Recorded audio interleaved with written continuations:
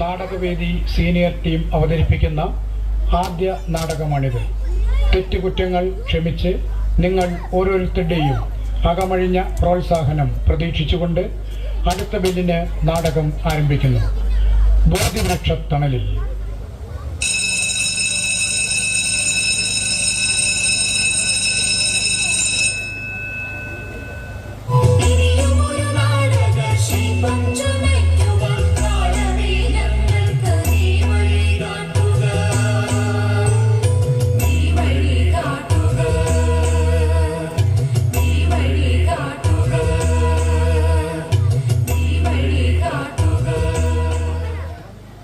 ഉപയോഗശേഷം വലിച്ചെറിയപ്പെടുന്നവരുടെ കൂട്ടത്തിൽ ഉൾപ്പെട്ടു പോകാവുന്ന ഒരു 70കാരൻ്റെ ആകുലതകളാണ് ഈ നാടകം. അവകാശവാദങ്ങളൊന്നുമില്ല, വെറുമൊരു സാധാരണ നാടകം. ചുറ്റും മറ്റുള്ളവർക്ക് സംഭവിക്കുന്നതൊന്നും നമ്മുടെ കാര്യങ്ങളെ അല്ലെന്ന് ചിന്തിക്കുന്നവർക്കുള്ള ഓർമ്മപ്പെടുത്തലാണ് ഈ നാടകം.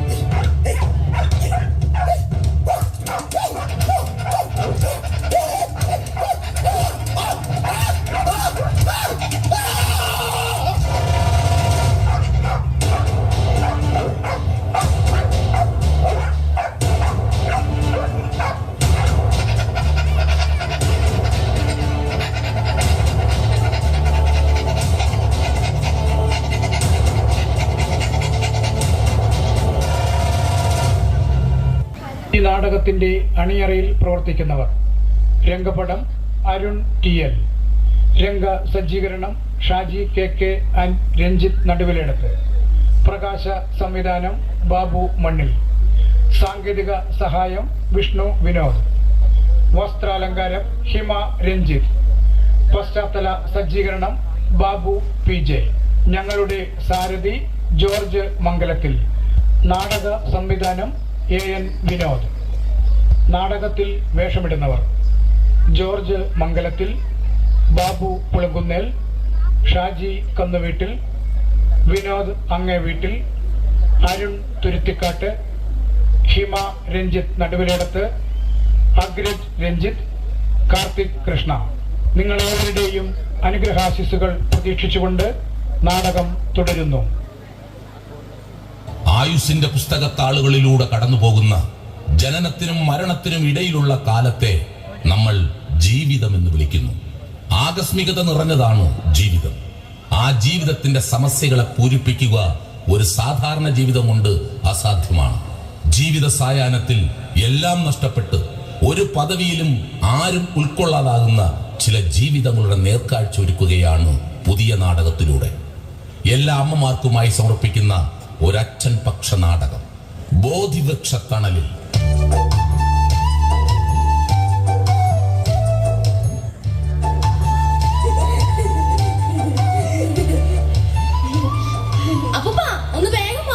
വണ്ടി കിട്ടിയില്ലെങ്കിൽ താമസിക്കും. മെസ്സിന്റെ കയ്യിൽ വഴക്കും കിട്ടും മുത്തച്ഛന്.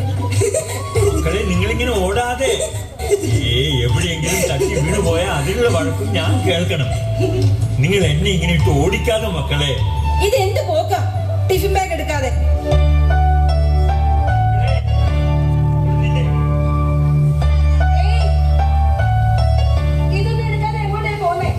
മക്കൾ മുന്നേ ഓടിയപ്പോ അച്ഛൻ തങ്ങ് മറന്നുപോയി മോളെ. ചെയ്യേണ്ട കാര്യം ചെയ്യാതെ മറന്നുപോയി ഞങ്ങൾ പറഞ്ഞാൽ മതി.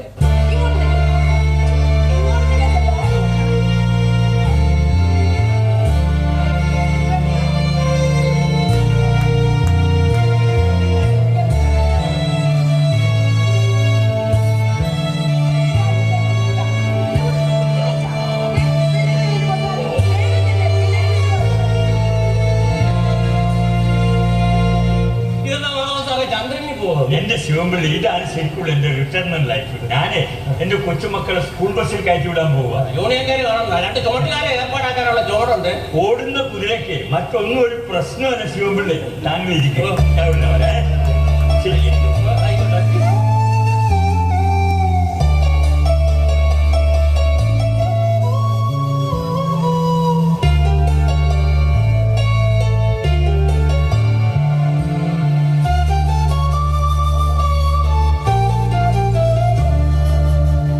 റിട്ടയർഡ് തഹസീൽദാരായി ഇപ്പൊ ചോടുമായിട്ട് പോയത്. സർവീസ് ചെയ്യുന്ന കാലത്ത് ഭയങ്കര പുലിയായിരുന്നു.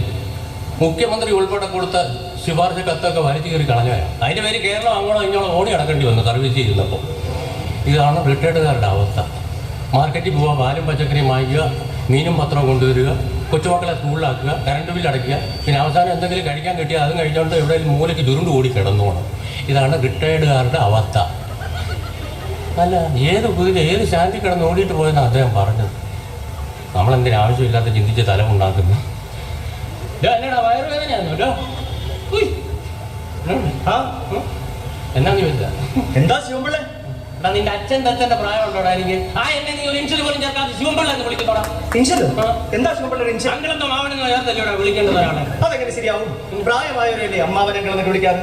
ശിവമ്പിള്ളക്ക് അതിനത്രയ്ക്ക് പ്രായമൊന്നും ആയിട്ടില്ലല്ലോ. കണ്ടാൽ എന്നെക്കാൾ ചെറുപ്പം, ഏകദേശം ഒരു 20-30 ഇടയിൽ. ഇപ്പൊ കണ്ട ഏത് പെണ്ണു ഒന്ന് നോക്കും. പൊങ്ങിയിരിക്കടാ. ഈ ഒന്നുകൂടെ പറഞ്ഞാൽ ഞാൻ പറഞ്ഞു പോകും. ഓടാ അവിടെ.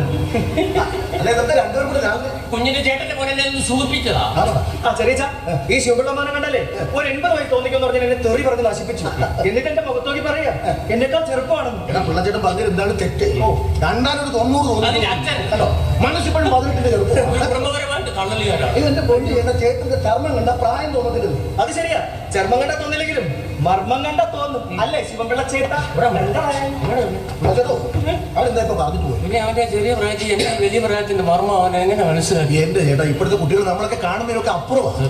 പിന്നെ ചേട്ടൻ പറഞ്ഞ അത്ര കുട്ടിയൊന്നും അല്ലവൻ. MBBS കഴിഞ്ഞൊരു കുട്ടി ഡോക്ടറാണ്. പിന്നെ കൊളക്കോഴി കറങ്ങുന്ന പോലെ ഇവിടെ ഇറങ്ങുന്നു.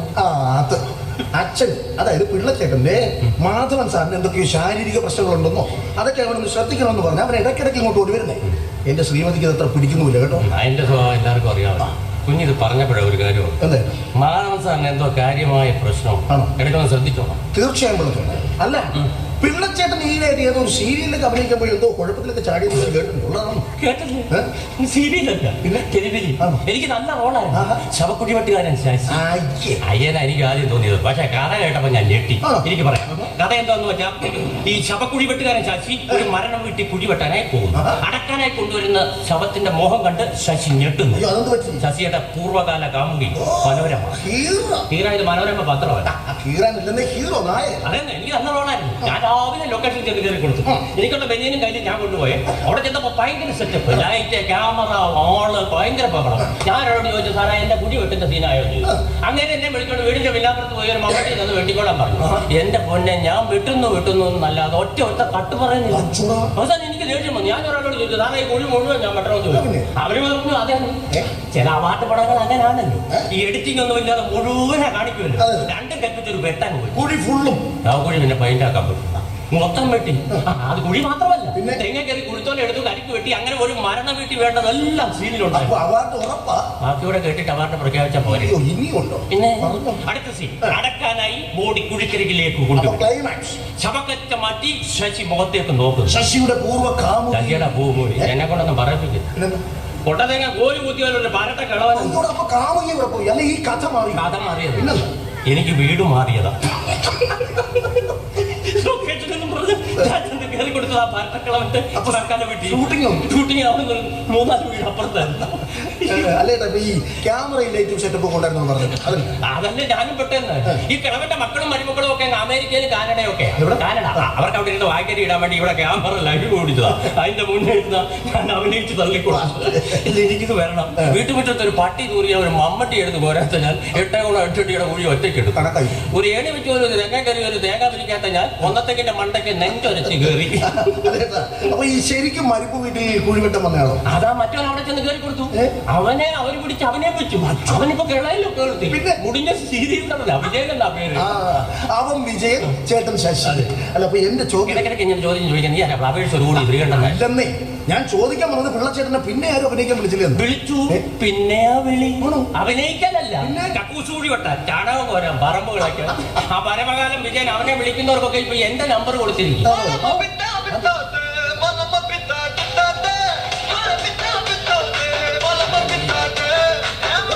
അതിന്റെ കൂടെ പോയത് അല്ലോ ആയില്ല.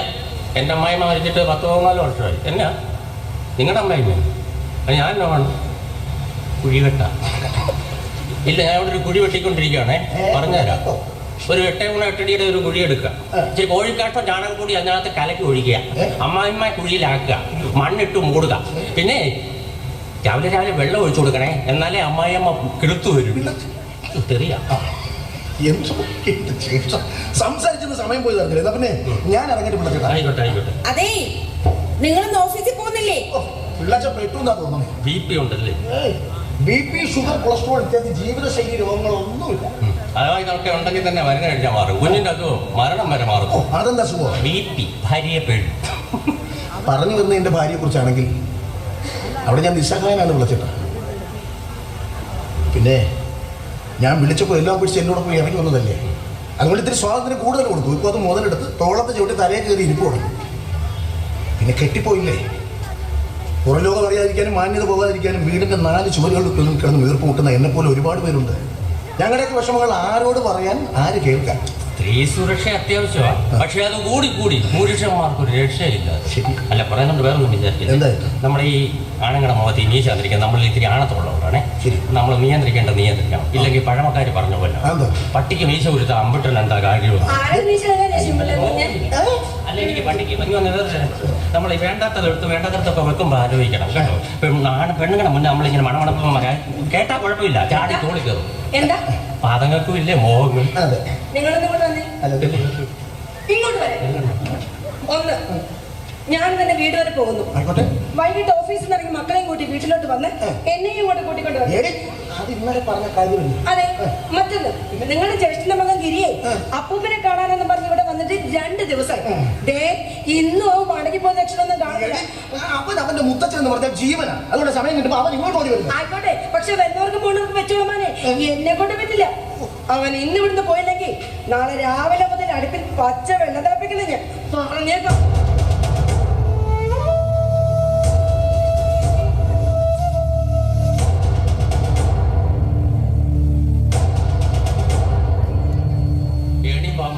ചേച്ചി പോയി, ചേട്ടൻ തോറ്റു. അവളെ വരച്ച വരാൻ നിർത്തണം. ശരിയാ, എവിടെ വരയ്ക്കണമെന്ന് അവള് തീരുമാനിക്കും. എല്ലാരും എതിർത്തിട്ട് മുടിഞ്ഞ പ്രേമം പറഞ്ഞ് വരച്ചു വെച്ചതല്ലേ, അനുഭവിച്ചു.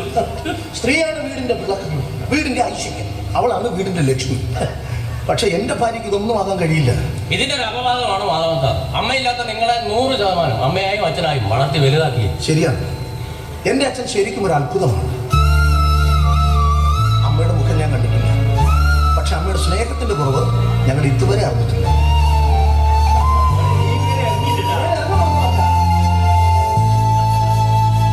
പോകുമ്പോഴായാലും വരുമ്പോഴായാലും മാധവൻ സാറിന് ചോമടിന് ഒരു കുറവും. ഈ വീട്ടിലെ അച്ഛനല്ലേടോ ഞാൻ. അച്ഛൻ എന്നാൽ ഭാരം പേറുന്നവൻ എന്ന് കൂടി കൂട്ടിച്ചേർക്കണം.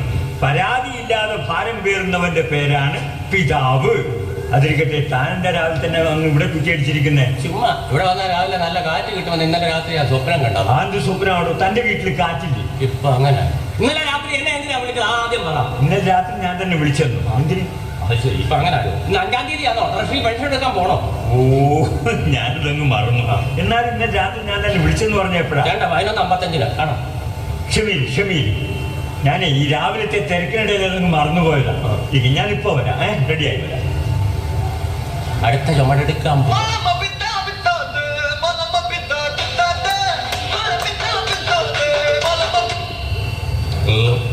ഇല്ല. അതെ ഇല്ല സാറേ, പറ്റു തീർത്ത പകൽ അടുത്ത ആഴ്ച തുടങ്ങുമെന്നാ പറഞ്ഞു. എനിക്ക് നല്ല റോളാ. ഓ, ഒരു തവളയുടെ വേഷം. അതെ, ശരി സാർ. പിന്നെ അങ്ങനെ ദൂരയാത്രയാണോ? ഞാൻ മൈലാപ്പാടിന്റെ വീഡിയോയിലൊക്കെ പോകും. ഞാൻ വിചാരിക്കുന്നത് ദൂരയാത്ര ആയിരിക്കുന്നു. ബാഗിലൊക്കെ എന്തോ കനത്തിലുണ്ടല്ലോ. ഉണ്ടല്ലോ, നല്ല കനത്തിൽ തന്നെയുണ്ട്. എന്തേ, ശിവപ്പിള്ളിക്ക് കണ്ണു നോക്കണം? വാ, നോക്കിക്കോ. നമ്മളെന്തിനും ആവശ്യമില്ലാത്തടത്ത് കയറി കണ്ണു. എന്നാ കൂട്ടുകാരനെ കാണാൻ വന്നതെങ്കിലേ കണ്ടിട്ട് മടങ്ങി പോണം. അല്ലാതെ ആവശ്യമില്ലാത്തടത്ത് കയറി കണ്ണു നോക്കരുത്. വെറുതെ ഒരു തമാശ പറഞ്ഞല്ലേ. ഇവിടെ എല്ലാവർക്കും ഒരു പറച്ചിലുണ്ട്, ഞാൻ ഇവിടെ നിന്ന് കനപ്പിച്ചെന്തോ എന്റെ വീട്ടിലോട്ട് കടത്തുന്നുണ്ടെന്ന്. അസൂയ. പിന്നല്ലാതെ കാര്യങ്ങളൊക്കെ ഇങ്ങനെ മോശമായിട്ട് മുന്നോട്ട് പോകും. അല്ല, കാര്യങ്ങൾ ഇങ്ങനെ പോട്ടെ. ശരി, മക്കളെ സ്കൂളിൽ വിടാൻ പോയി മനുഷ്യൻ എവിടെ പോയി കിടക്കുന്നു? മാധവസാറാണോ? മീനും പച്ചക്കറിയും വാങ്ങിച്ച് അതോട്ട് പോയാൽ കണ്ടില്ലയോ? ദൈവമേ, എന്നാ മീനോ? മീനെന്ന് പറഞ്ഞാൽ തെറിയാ. ഓ, ഇത് രണ്ടും അത് രാവിലെ തന്നെ അങ്ങനെ മാർക്കറ്റിൽ നിന്ന് വാങ്ങിച്ചോണ്ട് വന്നതല്ലേ? ഈ മനുഷ്യന് വട്ടായോ ചേച്ചാ? ഈ അച്ഛൻ എന്ത് പണിയെ കാണിച്ചു വെച്ചിരിക്കുന്നത്? രാവിലെ നടക്കാൻ പോയപ്പോ മീനും പച്ചക്കറിയും വാങ്ങിച്ചിട്ട് വന്നിട്ടിപ്പോ വീണ്ടും അതെല്ലാം വാങ്ങിക്കൊണ്ട് വന്നിരിക്കുന്നു. എന്നിട്ട് പച്ചക്കറി ഡൈനിങ് ടേബിളിലും മീൻ സോഫ സെറ്റിയിലും. ദൈവമേ, ഈ മീമെല്ലാം മുഴുവൻ സോഫ സെറ്റിയിലും കുഷിയിലായല്ലോ. ഇതെന്താ വട്ടായ മനുഷ്യന്?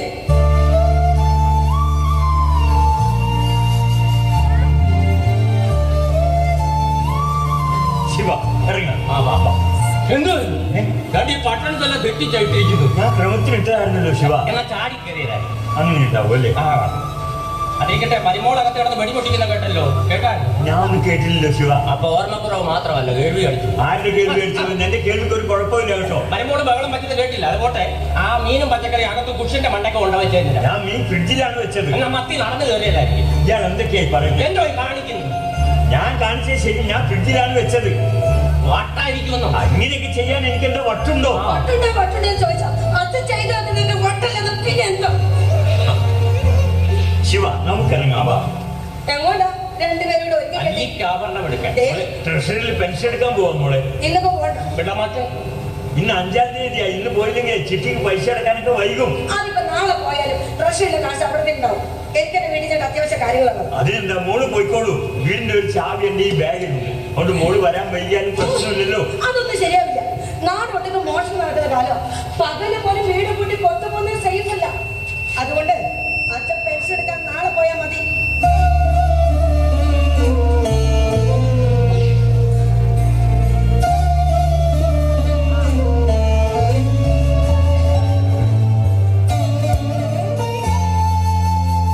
ഇതുപോലെ പ്രായമുള്ള ഒരു വീട്ടിലുണ്ടെങ്കിൽ മക്കള് പുറത്തു പോയാലും വീട് കാവലിന് ഒരാളായല്ലോ.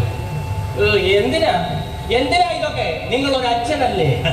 അച്ഛൻ എന്നും ഒരു കാവൽക്കാരനാണ്. കുടുംബത്തെ സ്നേഹിക്കുന്ന എല്ലാ അച്ഛന്മാരും കാവൽക്കാരാണ്. കുടുംബം എന്ന ശ്രീകോവിലിന്റെ കാവൽക്കാരൻ. അവൻ ആദ്യം അച്ഛനായി, പിന്നെ അപ്പൂപ്പനായി, മുത്തശ്ശനായി, മുതുമുത്തശ്ശനായി. വിളിപ്പേരിൽ വകഭേദങ്ങൾ എങ്ങനെ മാറി മറിഞ്ഞു വന്നാലും ജോലി കാവൽ തന്നെ. തലമുറകളുടെ കാവൽ. ഇനി അവിടെ നിന്ന് മോന്തയ്ക്കൊക്കെ എന്തായാലും വർത്തമാനം പറഞ്ഞു. സാറേ, മക്കളെ ആണെങ്കിലും ഇത്രയും സ്നേഹിക്കുന്നു.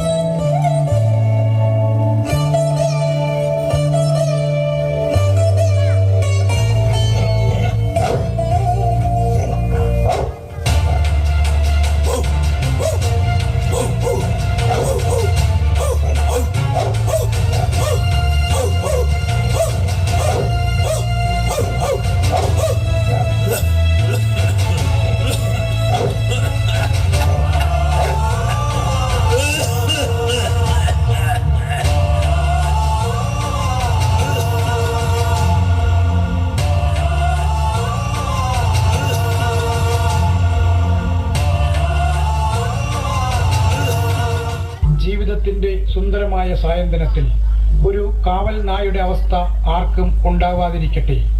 സാന്ത്വനവും സ്നേഹവും ഏവർക്കും ലഭിക്കട്ടെ എന്ന പ്രാർത്ഥനയോടെ ബോധിവൃക്ഷത്തണലിൽ എന്ന നാടകം ഇവിടെ പൂർണ്ണമാകുന്നു.